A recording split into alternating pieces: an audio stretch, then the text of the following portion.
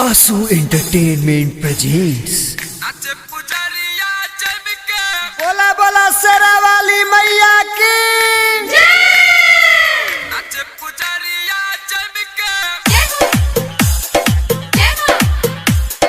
जगमग जगमग माँ के मंदिर तय पर चुनरिया चमके, नाच पुजरिया चमके। जगमग जगमग माँ के मंदिर तय पर चुनरिया चमके, नाच पुजरिया चमके। हर गाँव में दुर्गा पूजा लगैया, भीड़ लागल थे कैसके, नाच पुजरिया चमके।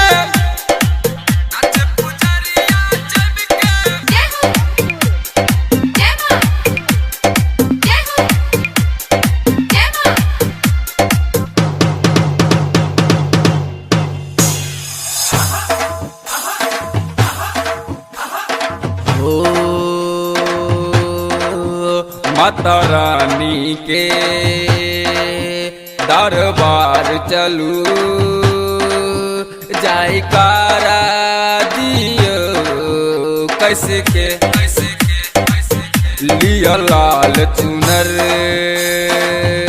फूल माला छत अगरबत्ती खूबे गमकै।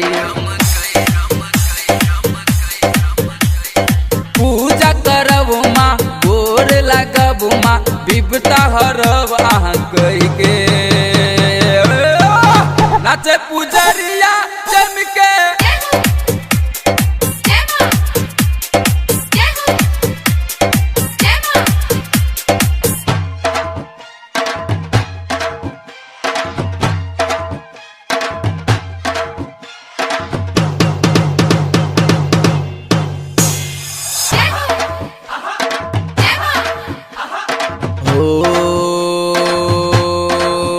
देखू धरती गगन या खूब मगन, मैया शेरा वाली दर पे करे सूरज चांद यो माँ के गुणगान। नारद जी बीना बजाबै,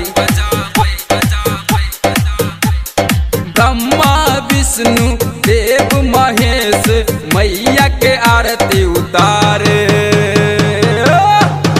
नाच पुजरिया चमके।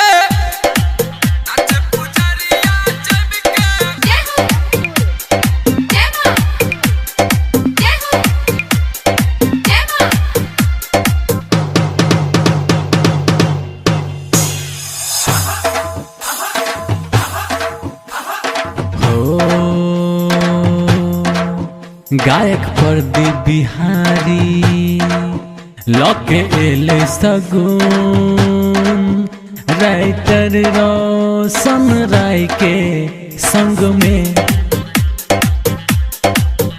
कियो झूम रहल कियो नाच रहल, माता रानी के जागरण में